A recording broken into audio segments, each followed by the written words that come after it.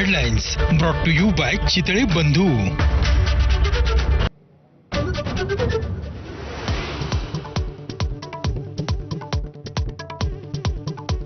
मतचोरीवरून राहुल गांधींकडून पुन्हा आरोपांचा बॉम्ब। कर्नाटकातल्या आळंदमध्ये 6018 तर महाराष्ट्रातील राजुरा मतदारसंघात 6800 मतदार हटवल्याचा दावा।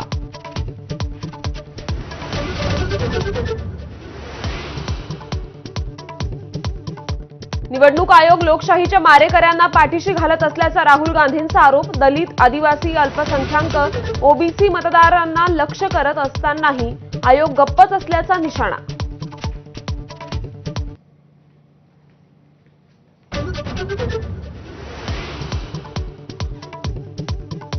मी थांबलो नाही, त्यामुळे मोदींना 75 नंतर थांबा म्हणू शकत नाही। मोदींच्या वाढदिवसानंतर पवारांचं महत्त्वाचं वक्तव्य। तर 75 नंतर थांबू असं बोललोच नव्हतो असं काही लोक म्हणतायत। मोहन भागवतांना टोला। उपमुख्यमंत्री एकनाथ शिंदेंच्या कृत्याची हायकोर्टाकडून गंभीर दखल। इमारती पाडण्याच्या महापालिकेच्या नोटीस कोणत्या अधिकारात रोखल्या असा सवाल। 14 मजली नैवेद्य इमारत आणि 7 मजली अल्बेला इमारत मनपाकडून बेकायदा।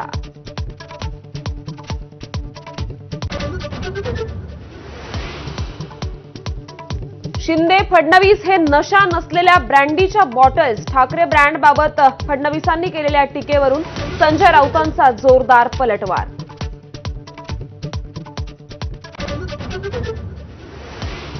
मीनाताईंच्या पुतळ्यावर रंग फेकणाऱ्या उपेंद्र पावसकरला अटक। पावसकरचे काका होते बाळासाहेबांचे अंगरक्षक।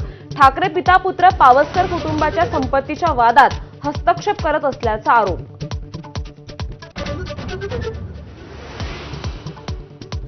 देशभरातील मराठा समाजाचं दिल्लीत अधिवेशन घेणार। मनोज जरांगेंची घोषणा। हैदराबाद आणि सातारा गॅझेटच्या अंमलबजावणीच्या पार्श्वभूमीवर अधिवेशन लवकरच तारीख जाहीर करणार। पुण्यातल्या गुंडांची सर्वसामान्यांवरही गोळ्या झाडण्यापर्यंत मजल। गाडीला साईड दिली नाही या क्षुल्लक कारणावरून निलेश घायवळ टोळीकडून गोळीबार।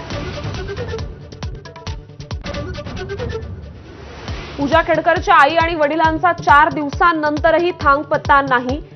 ट्रक क्लीनरच्या अपहरण प्रकरणात शोध सुरू। अद्याप पत्ता का लागला नाही सवाल उपस्थित।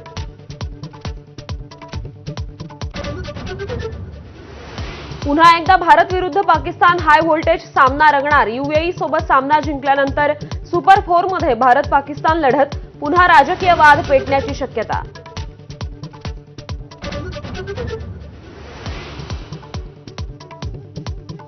भालाफेकीच्या जागतिक अजिंक्यपद स्पर्धेत पुन्हा भारत आणि पाकिस्तान आमने-सामने।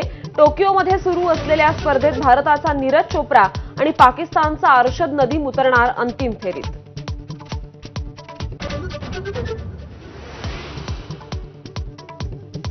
ज्येष्ठ इतिहास संशोधक आणि शिवचरित्रकार गजानन भास्कर मेहेंदळे यांचं काल हृदयविकाराच्या तीव्र झटक्यानं निधन। आज सकाळी पुण्यात अंत्यसंस्कार।